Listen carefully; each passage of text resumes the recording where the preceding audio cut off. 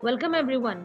मेरा नाम चंदामिदा चौधरी है और मैं ICICI फाउंडेशन में ट्रेनर हूँ। आज के सेशन में हम सब्जेक्ट वर्ब अग्रीमेंट का प्रयोग वाक्य में किस प्रकार से किया जाता है इसके बारे में सीखेंगे।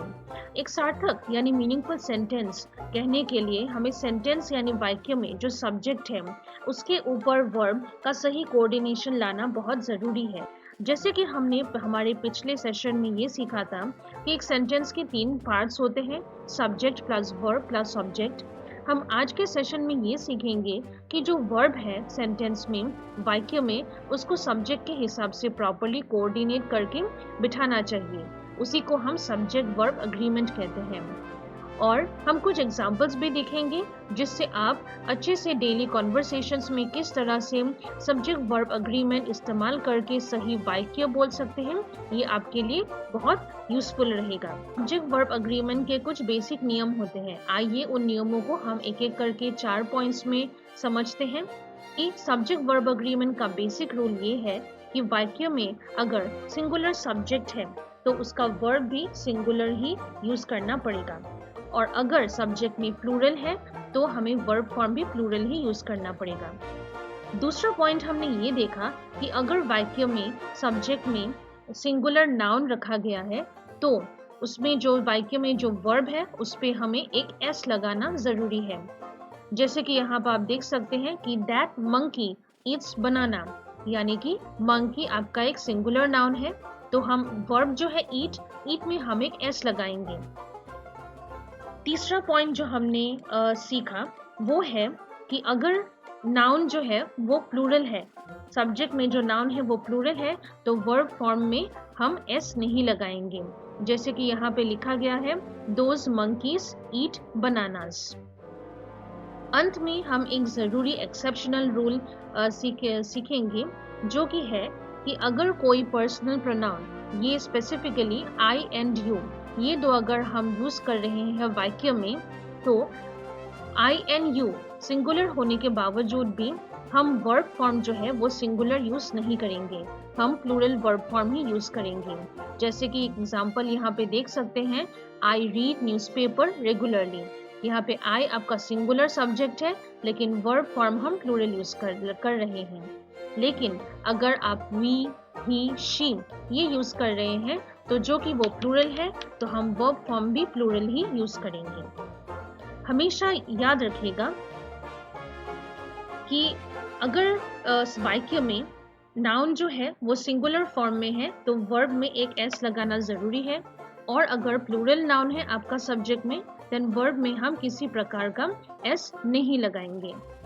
दूसरी बात आप ये याद रखिएगा कि जब हम वर्ब फॉर्म डिसाइड करते हैं सेंटेंस में, उसके लिए हमें मेन सब्जेक्ट को आइडेंटिफाई करना बहुत ज़रूरी है। सब्जेक्ट कौन सा है ये समझने पर हमें कॉरेस्पॉन्डिंग वर्ब क्या यूज़ करना चाहिए, हमारे लिए ये बहुत इजी हो जाएगा। आइए हम अभी एक टेबल देखते हैं जो आपको अलग अलग वर्ब फॉर्म्स में कैसे सिंगुलर और प्लूरल यूज़ करना होगा ये दिखाएगा।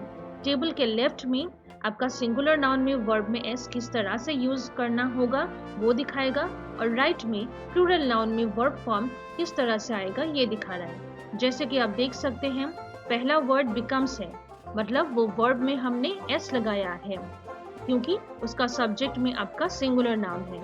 लेकिन अगर प्लूरल होगा सब्जेक्ट में तो हम एस नहीं लगाएंगे और वर्ब फॉर्म होगा बिकम। उसी तरह से आप ये पूरा टेबल पढ़ सकते हैं वीडियो को पॉज करके। तो जो कि हमने आज बहुत सारे सब्जेक्ट वर्ब अग्रीमेंट के सारे रूल्स के बारे में ध्यान से देखा। हम यहाँ पे आपको 6 प्रश्न दे रहे हैं जो आप अपनी अंडरस्टैंडिंग के लिए, प्रॉपर अंडरस्टैंडिंग के लिए प्रैक्टिस कर सकते हैं। आइए मैं आपको आंसर्स भी एक बार दिखा दूं। पहला क्वेश्चन जो दिया गया है, those projects need little attention, इसका आंसर होगा आपका नीड, क्योंकि आप सब्जेक्ट को देख के समझ सकते हैं, इस पे हम एस नहीं लगा सकते वर्ब में। दूसरा सेंटेंस है she work till late evening, यहाँ पे शी दिया गया है तो हम हमारे वर्ब फॉर्म को पे लगाएंगे works, it will be she works till late evening. Number 3 question में आप देख सकते हैं I takes the train for office दिया गया है तो सब्जेक्ट में हमारा है आई, डेफिनेटली हमारा वर्ब होगा टेक क्योंकि वो है आपका प्लूरल फॉर्म वर्ब का, तो आंसर है टेक। नंबर 4 में आप देख सकते हैं do you makes the content for English. यहाँ पे सब्जेक्ट में हमारा यू है, तो आंसर होगा हमारा मेक। नंबर 5 में आपका क्वेश्चन है people here is very nice and kind. यहाँ पे आपका आंसर होगा आर, क्योंकि हमारे सब्जेक्ट में है पीपल, एक प्लूरल सब्जेक्ट। नंबर 6 पे आप देख सकते हैं क्वेश्चन है Sakshi go to the canteen for lunch, जो कि आप जानते हैं कि साक्षी एक नाउन है और एक सिंगुलर नाउन यहाँ पे है, तो हमारा आंसर होगा गोज। तो हमने ये 6 प्रश्न सॉल्व कर लिए हैं और जो नियम हमने देखा है पिछले स्लाइड्स में, हम अभी सब्जेक्ट वर्ब अग्रीमेंट के बारे में अच्छे से समझ चुके हैं और हमने कुछ डेली कॉन्वर्सेशन में किस तरह से वो यूज़ करते हैं हमने ये भी देखा है। आशा करते हैं कि ये सेशन आपके लिए बहुत ही लाभदायक हुआ होगा, आपने अच्छे से सब्जेक्ट वर्ब अग्रीमेंट को ठीक से समझा होगा। Thank you.